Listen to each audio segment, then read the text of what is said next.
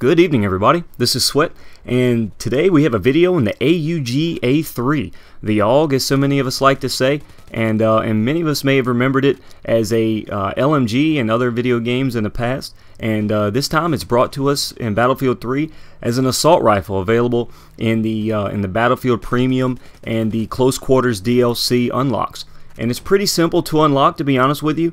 It's only 30 rifle kills and 10 squad revives. So once again, this is an assault rifle. It is in the assault kit, and you do have to revive 10 of your squad mates, not just your teammates. You do have to revive your squad mates in order to unlock this weapon. So just something to keep in mind.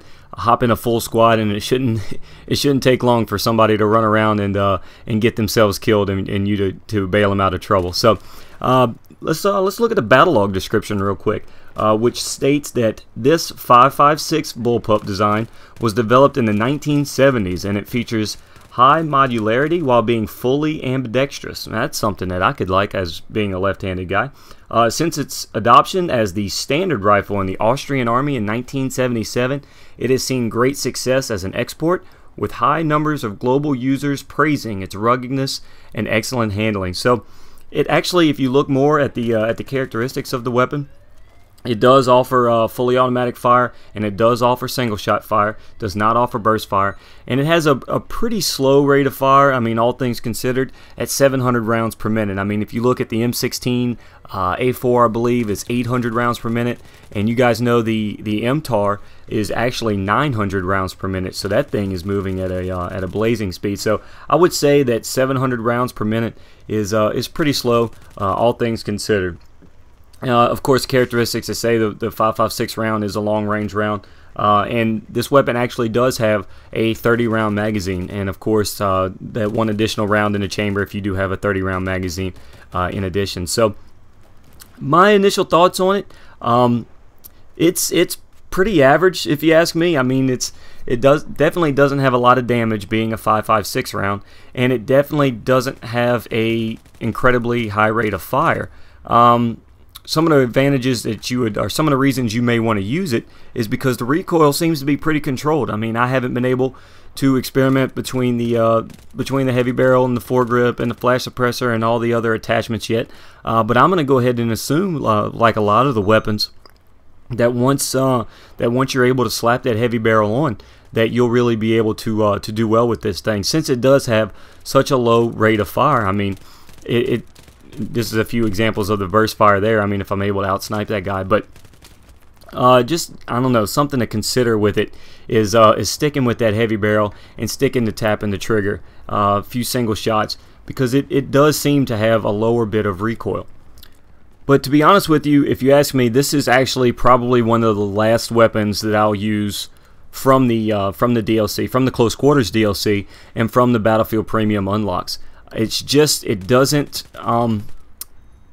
benefit my style, my play style as a Battlefield player. Although I do, I am very aggressive. I do push up entirely too much.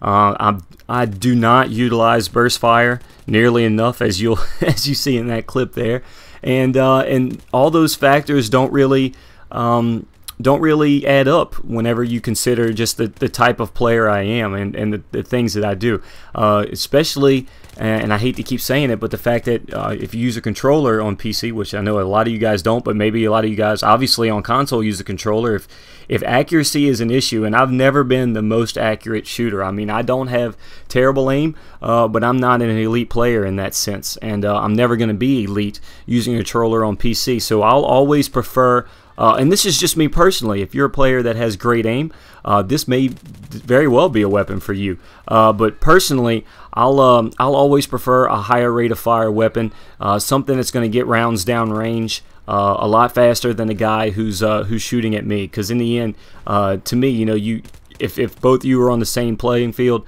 whoever hits the other person with the most bullets first is going to win. And I'm already putting myself at a disadvantage. I need to spit out more rounds downrange. So that's just my 2 cents on the weapon. I hope you guys enjoyed. Really, really appreciate the support that my channel got, especially yesterday. 4 videos that you guys may have missed. I really, really thank you for the likes, the favorites, the shares, all the new subscriptions. Thank you guys. You may have missed a couple of those videos. I'll put them in the links in the description. The MTAR 21 and the SPOS 12 videos, in addition to the video on the left, which is the M417, the M417, the bigger, beefier brother of the M416 that I love so much. And the video on the right is the ACW-R, the new addition to the engineer kit. And I kind of go over my thoughts on that and the thoughts on it not being an assault rifle or in the assault kit. And again, guys, thank you so much for the support on my channel. Next video is the SCAR L. So if you're new to the channel, or if you're excited about that, just hit that subscribe button in the middle of the screen. Thank you again for watching. I look forward to talking to you again soon.